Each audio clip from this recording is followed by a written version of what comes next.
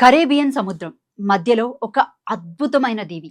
దాని చుట్టూ నీలిరంగు సముద్రం, తెల్లటి ఇసుక, అక్కడక్కడ కొబ్బరి చెట్లు. చూడ్డానికి చాలా అందమైన దీవి. అది భూమిపై ఉన్న స్వర్గంలానే ఉంటుంది. కానీ ఆ భూతల స్వర్గం వెనుక ఒక భయంకరమైన రాక్షసుడు దాగి ఉన్నాడు. బయట ప్రపంచానికి అది ఒక స్వర్గంలా కనిపించినా లోపల ఉన్న వారికి మాత్రం అదొక నరకంలాగా కనిపిస్తుంది. ఆ దివి గోడల మధ్య చిన్న పిల్లల ఆర్తనాదాలు ప్రతిధ్వనిస్తూ ఉంటాయి. ఆ ఆర్తనాదాలతో సముద్రపు అలలు వణిగిపోయేలా ఉంటాయి. ఇదేదో హాలీవుడ్ సినిమా కాదండోయ్, రీసెంట్ టైమ్స్ లోనే జరిగిన రాక్షస క్రీడ. ఏకంగా 3 లక్షల మంది చిన్నారులు ఈ రాక్షసులకు బలయ్యారు. అవును, ఇది నిజంగా జరిగిన కథ. మరి ఆ కథ ఏంటి, దాని వెనుక ఉన్న రహస్యమేమిటి అనే విషయాలను ఇప్పుడు చూద్దాం.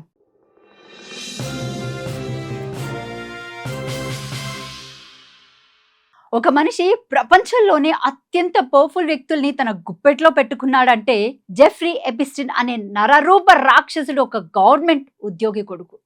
కాలేజ్ డిగ్రీ కూడా పూర్తి చేయని ఒక సాధారణ కుర్రోడు. కానీ కొన్నేళ్లు తిరిగేసరికి అమెరికా అధ్యక్షులు, బ్రిటన్ యువరాజులు, ప్రపంచ ధనవంతులు అతని పక్కన నిలబడి ఫోటోలు దిగడం స్టార్ట్ చేశారు. కూర్చొని ఫోటోలకి పోజులు ఇస్తున్నారు.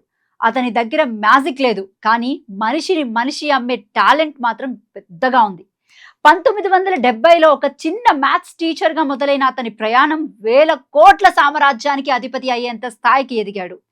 మరి అతను ప్రపంచానికి తెలిసినట్లు నిజంగానే ఫినాన్షియరా లేక బ్లాక్ మెయిరా అనేది ఇప్పుడు చూద్దాం. ఎపిస్టిన్ దగ్గర ఒక ప్రైవేట్ బోయింగ్ 727 విమానం ఉండేది. దానికి ద లొలితా ఎక్స్ప్రెస్ అనే ఒక ముద్దు పేరు కూడా ఉంది.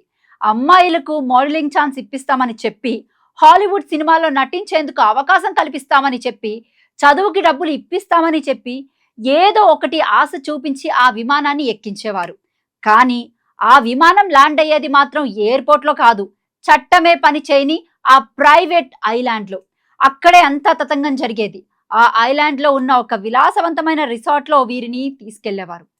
అక్కడ అన్ని అఘాయిత్యాలే జరిగేవి. నిజానికి జెఫ్రీ ఎపిస్టన్ ప్రపంచ కుబేరుడు కావడానికి అతను ఏ కంపెనీ సీఈఓ కూడా కాదు, ఇన్వెస్టర్ అంతకన్నా కూడా కాదు. అయినా కూడా వేల కోట్ల అధిపతిగా ఎలా ఎదిగాడు?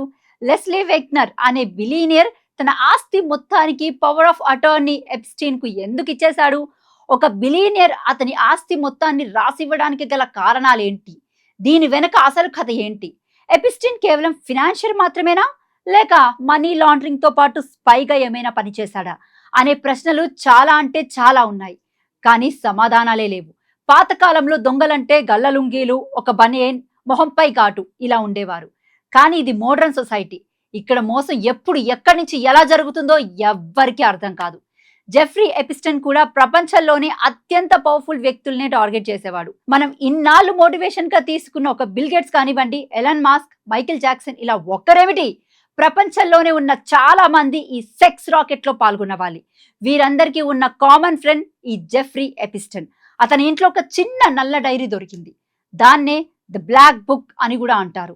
అందులో ఉన్న పేర్లు చూసి ప్రపంచం మొత్తం షాక్ అయ్యింది. ఆ లిస్ట్ లో ఉన్న పేర్లను చూస్తే మనమే నమ్మలేం. ప్రిన్స్ ఆండ్రూ, బ్రిటన్ రాణి క్వీన్ ఎలిజబెత్ సొంత కొడుకు ఎపిస్టన్ ఇంట్లో 17 ఏళ్ల బాలికతో సన్నిహితంగా ఉన్న ఒక ఫోటో బయటకు వచ్చింది. ఆ అమ్మాయి పేరు విర్జీనియా జూఫ్రీ. నన్ను ఎపిస్టిన్ బలవంతంగా ప్రిన్స్ ఆండ్రూకి అప్పగించాడని ఆమె కోర్టులో చెప్పిన సాక్ష్యం బ్రిటన్ రాజవంశ పరువు తీసింది. ఈ దెబ్బకి ప్రిన్స్ ఆండ్రూ తన రాయల్ టైటిల్స్ అన్ని వదులుకోవాల్సి వచ్చింది. బిల్ క్లింటన్, ప్రపంచానికి పెద్దన్న అయిన అమెరికా మాజీ అధ్యక్షుడు కూడా ఈ వలలో చిక్కుకున్నవాడే. ఆ లొలితా ఎక్స్ప్రెస్ ఫ్లైట్ లాగ్స్ లో క్లింటన్ పేరు 1 కాదు 2 కాదు ఏకంగా 26 సార్లు కనిపించింది. సీక్రెట్ సర్వీస్ లేకుండా ఒక ప్రైవేట్ జెట్ లో ఒక సెక్స్ అఫెండర్ తో కలిసి అమెరికా ప్రెసిడెంట్ ఎక్కడికి వెళ్ళాడు? ఆ ఐలాండ్ లో క్లింటన్ ఏం పని చేశాడు? డొనాల్డ్ ట్రంప్ రాజకీయ శత్రువులను కూడా ఎపిస్టిన్ ఫ్రెండ్స్ ఎందుకు చేసుకున్నాడు? 2002లో ట్రంప్ ఒక ఇంటర్వ్యూలో ఎపిస్టిన్ గురించి మాట్లాడుతూ అతను చాలా గొప్పవాడు, టెరిఫిక్ మ్యాన్ అని మాట్లాడాడు. అతనికి అందమైన అమ్మాయిలంటే ఇష్టమని, అది కూడా చిన్న వయసు ఉన్న అమ్మాయిలంటే ఇంకా ఇష్టమని పెద్ద జోక్ చేశాడు. ఆ జోక్ వెనుక ఇంత పెద్ద క్రైమ్ ఉందని అప్పుడు ఎవ్వరికి అర్థం కాలేదు. ఇక ప్రపంచ ప్రఖ్యాతగాంచిన స్టీఫెన్ హాకింగ్ కూడా ఆ ఐలాండ్ కి వెళ్ళాడంటే ఫోటోలు బయటకు వచ్చాయి. అయితే వీరంతా ఆ ఐలాండ్ కు ఎందుకు వెళ్లారు, అసలు ఆ ఐలాండ్ లో ఏం జరిగాయి అనే విషయాలకు వస్తే చిన్న చిన్న పిల్లలండి, 2-3 సంవత్సరాలు, 10 ఏళ్ళు, 13 ఏళ్ళు, 16 ఏళ్ళు ఇలా టీనేజర్స్ వయసుకు రాని అమ్మాయిలను చాలా దారుణంగా ఇక్కడ ట్రీట్ చేసేవారు. వారిపై ప్రతిరోజు ఈ రాక్షసులు జరిపేవారు. ఒకరు కాదు, ఇద్దరు కాదు, ఏకంగా 3 లక్షల మంది చిన్నారులను వీళ్ళు తమ వికృత క్రీడలకు బలి చేశారు.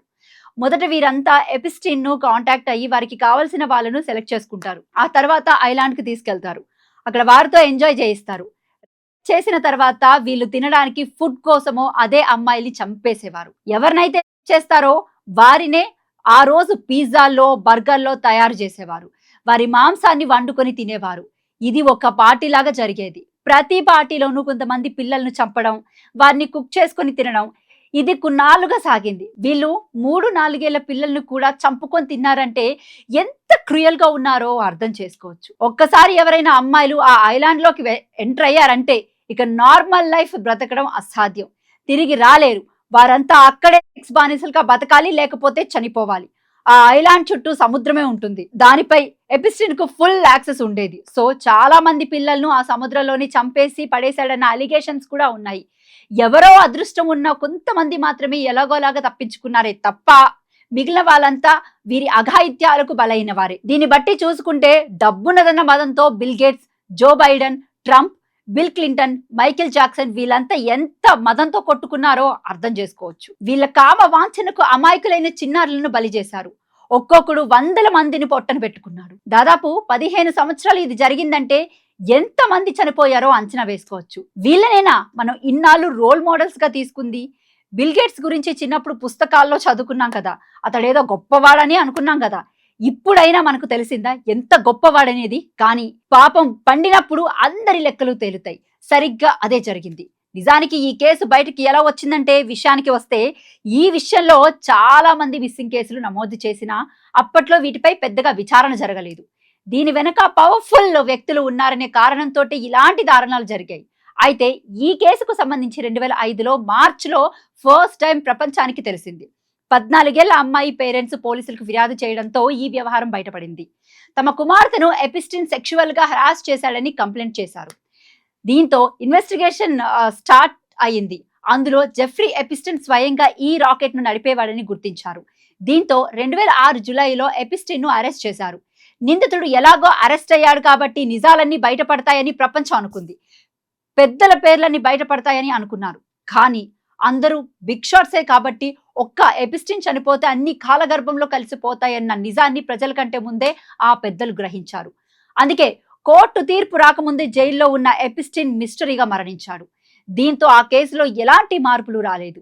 అఫీషియల్ గా అది ఆత్మహత్య. కానీ ఆ రోజు జైల్లో సీసీటీవీ కెమెరాలు ఎందుకు పని చేయలేదు? క్వశ్చన్. కాపలా ఉండాల్సిన గార్డులు ఎందుకు చనిపోయారు? క్వశ్చన్. అతను చనిపోయాడా లేక గొంతు నొక్కేసి చంపేశారా? క్వశ్చన్. ఎపిస్టిన్ చనిపోయాడు, కానీ అతను సృష్టించిన నరక కూపానికి ఎందుకు గాయాలు అని ఆ బ్లాక్ బుక్ లో రహస్యాలు ఇంకా బ్రతికే ఉన్నాయి. అసలు ప్రశ్న ఏంటంటే, జెఫ్రీ ఎపిస్టిన్ ఆత్మహత్య చేసుకున్నాడా లేక ఈ పెద్దలందరూ కలిసి తమ పేర్లన్నీ బయటకు రావకూడదని అంతం చేశారా అనేది ఇక్కడ పెద్ద మిస్టరీ. ఇప్పటికీ కొన్ని నిజాలను దాచి ఉంచిన ఎపిస్టిన్ ఈ రాక్షస క్రీడకు సంబంధించిన అన్ని మెయిల్స్ ను, ఫోటోలను స్టోర్ చేసి పెట్టాడు. ఈ నరక కూపానికి సంబంధించిన అన్ని ఇప్పటికీ అమెరికా ప్రభుత్వం దగ్గర భద్రంగానే ఉన్నాయి కాబట్టి ఫ్యూచర్ లో ఎప్పుడో ఒకసారి బయటకు వస్తాయి. అప్పుడు మనం ఇన్నాళ్ళు రోల్ మోడల్ గా చూసిన ఈ పెద్దలంతా ఎంతటి దుర్మార్గులో అర్థం చేసుకోవచ్చు. మరి వీళ్ళందరికీ శిక్ష పడాలి కదా.